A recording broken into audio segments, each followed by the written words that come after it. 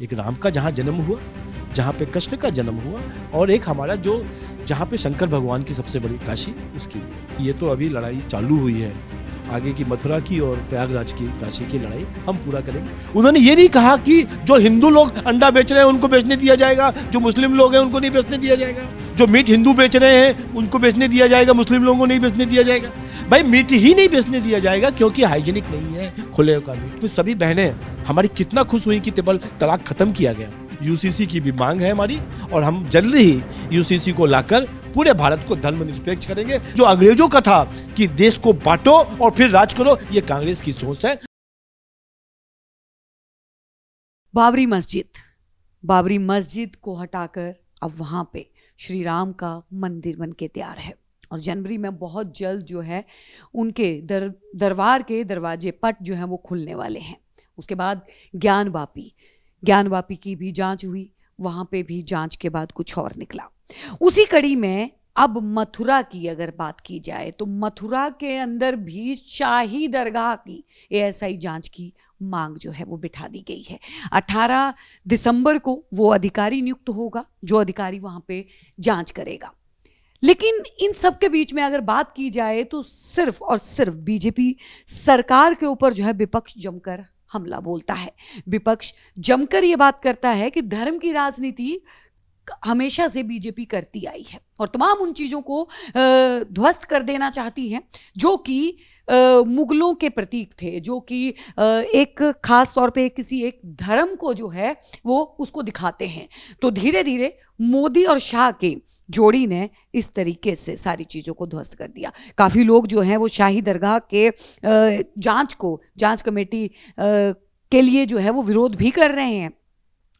BJP प्रवक्ता जो हैं इसके ऊपर हमें क्या बताते हैं, क्या विश्लेषण है उनका, क्योंकि लगातार बीजेपी जो है वो समर्थन में रहती है मंदिरों को, हिंदुओं के समर्थन में। हिंदू राष्ट्र की बात लगातार बीजेपी के कार्यकाल के दौरान जो है वो होने लगी। तो ज़्यादा बातचीत के लिए हमारे साथ में हैं शुभेंदु शेखर अवस्थी जी, बीजेपी से प्रवक्ता हैं, और उनसे बात कर लेंगे। कल ही एक हाईकोर्ट का फैसला आता है कि शाही दरगाह का एएसआई जाँच होगी अब, क्योंकि वहाँ पर भी मंदिरों के कुछ अविशेष पाए गए हैं।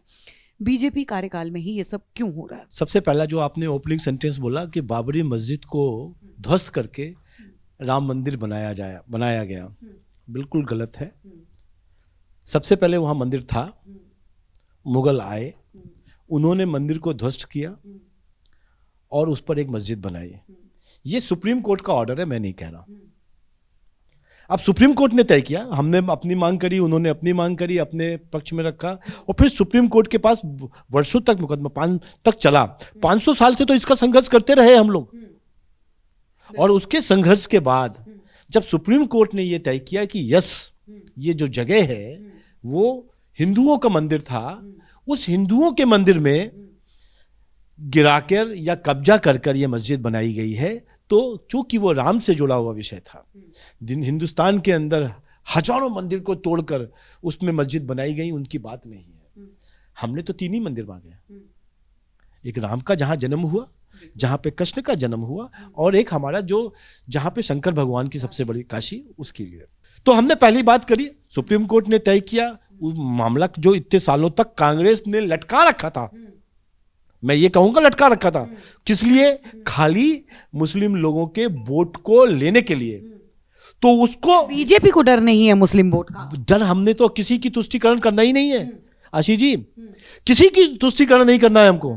हम तो जो कानून कह रहा है, कानून भाई end of the day supreme court है। सुप्रीम कोर्ट ने कहा कि इस जगह पर मंदिर बनना चाहिए, तो हमने वहां मंदिर बन रहा है, और वहां से 30 किलोमीटर दूर बाबरी मस्जिद, जिसके नाम पर एक बड़ा मस्जिद बन रही है, केवल 30 किलोमीटर दूर, और वो भी तो मदनी ने साफ तौर पे जो है वो मना कर दिया है। मदनी का ये कहना है कि हमें भीख नहीं चाहिए, हमारा जहां पे मस्जिद थी हमें वहीं चाहिए थी।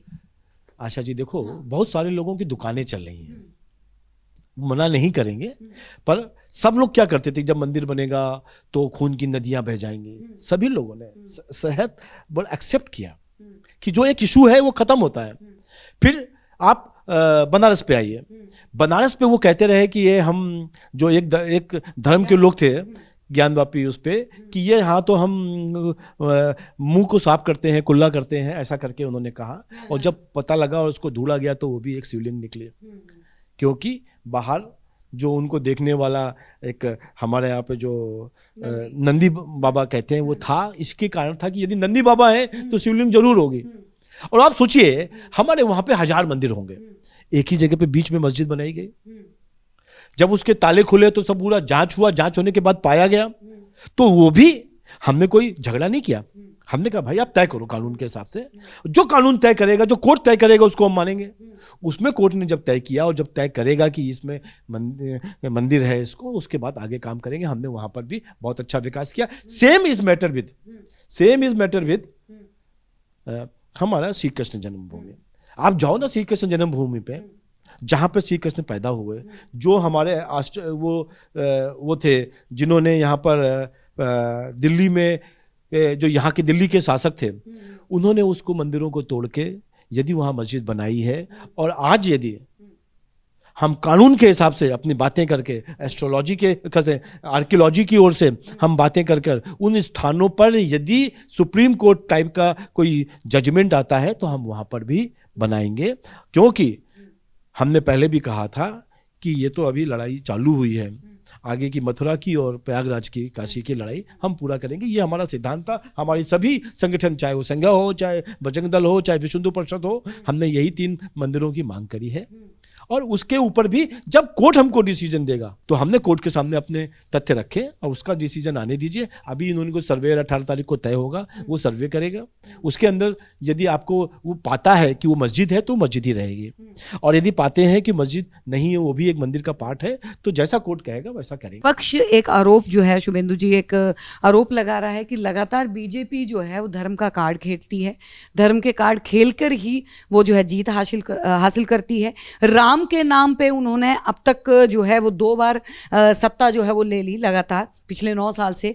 अब जो है 2024 उनके लिए खतरा बना हुआ है, क्योंकि एक गठबंधन हुआ है और इंडिया का गठबंधन जो है उससे बीजेपी कहीं ना कहीं घबराई हुई है, हार की ओर जो है बढ़ती हुई नजर आ रही है। तो उसके बाद जो है फिर से एक धर्म कार्ड खेलना शुरू कर दिया, अब मथुरा को उठा के, क्योंकि कहीं ना कहीं लोग जो है वो अपने धर्म को, अपनी संस्कृति को लेके थोड़े से भावुक होते हैं।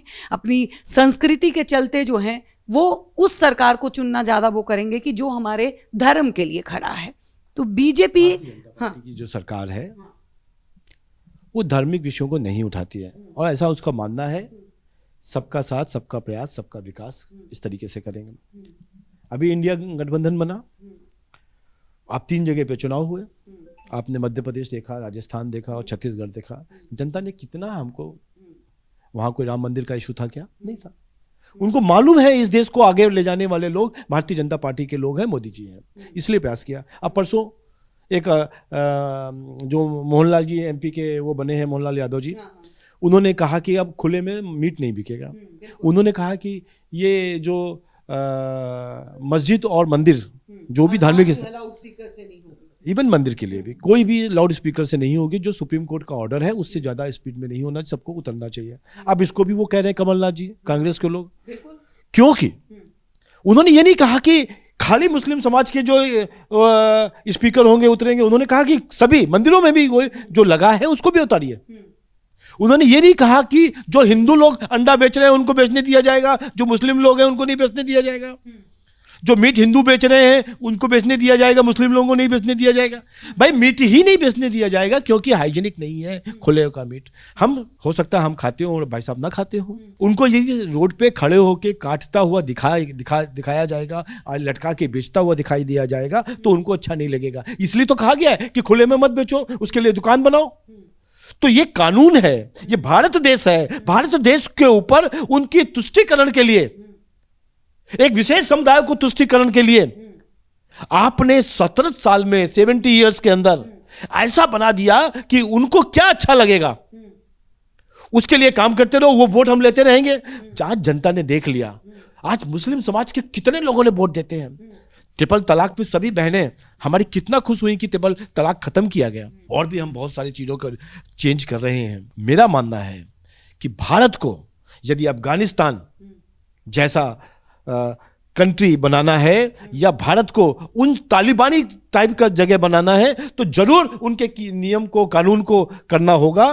परंतु यदि भारत को विश्वगुरु बनाना है, फिर कह रहा हूं, भारत को विश्वगुरु बनाना है, तो वो तभी विश्वगुरु बन सकता है कि सभी धर्मों को साथ में लेकर, सभी को धर्म पर एक तरफ आप कहते हैं धर्मनिरपेक्षता, और दूसरी तरफ कहते हैं कि ये धर्म इनका चलेगा, यहां पे कानून इन धर्म के हिसाब से चलेगा। इसीलिए यूसीसी की भी मांग है हमारी, और हम जल्दी ही यूसीसी को लाकर पूरे भारत को धर्मनिरपेक्ष करेंगे। धर्म हमारी पूजा करने का है, और कानून हमारा हमको कैसे रहना है इस समाज के अंदर वो तय करेगा। जातीय जनगणना पे जो है पीछे क्यों हटती हुई नजर आ रही है बीजेपी? देखिए, जातीय जनगणना 1932 में भी हुआ, उसके बाद 1942 में भी किया गया जातिगत जनगणना, 51, 62, 63, उसके बाद 71, फिर 82, 92, सब में हुई जातिगणना।